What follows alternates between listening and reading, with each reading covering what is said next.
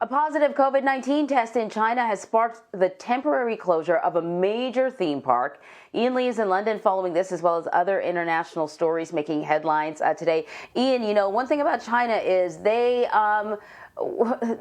been dealing with sort of a handful of COVID spikes here and there. And when they catch a case, boy, they really sort of come down hard.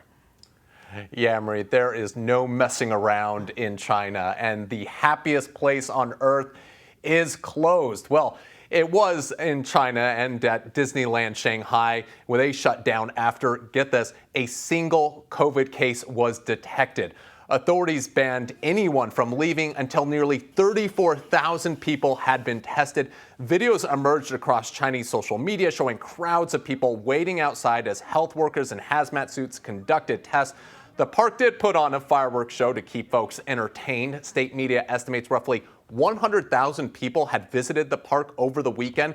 Health officials are now trying to track them down to test them as well. As you know, China has a zero-tolerance policy when it comes to the coronavirus. The country has taken strict measures to contain pockets of outbreaks, but it has also run afoul of business leaders who say the extreme restrictions have hurt them. Next, the boss of one of the world's biggest banks, Barclays, is out of a job because of his alleged ties to Jeffrey Epstein. Jess Staley said he is shell-shocked, angry, and upset at the conclusion of a probe by regulators into his links with the deceased sex offender. Barclays said they are aware of the findings and Staley's intentions to challenge them. And during the investigation, there were some perceived inconsistencies between his account of his relationship with Epstein and the evidence seen by the regulators. Staley insists he was only an important client and that their relationship was professional, but according to the BBC, regulators combed through the emails between the two and that suggested it was anything but. While that's not necessarily unusual for big clients, the bank felt it needed to separate itself from the scandal.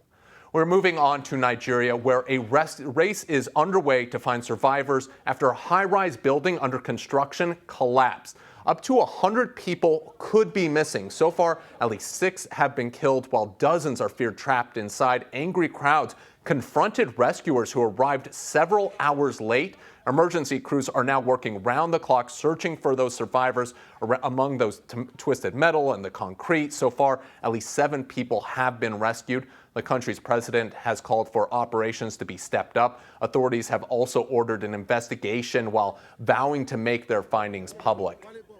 Finally, we're in Russia, where satellite photos taken yesterday allegedly confirm reports that the country is gathering troops and equipment along its border with Ukraine.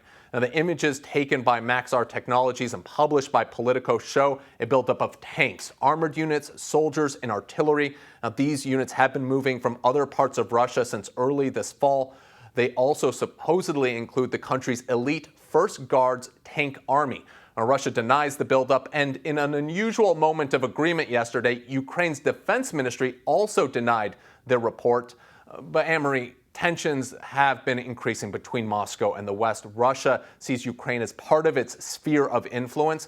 President Vladimir Putin has been angry over NATO's attempt to include Ukraine as well as Georgia into the alliance, something he's vowed won't happen. And we've already seen Putin take chunks of those countries, including Ukraine's Crimea and Georgia's South Ossetia. Some analysts fear that the buildup we could be seeing right now might mean he'll try to take more.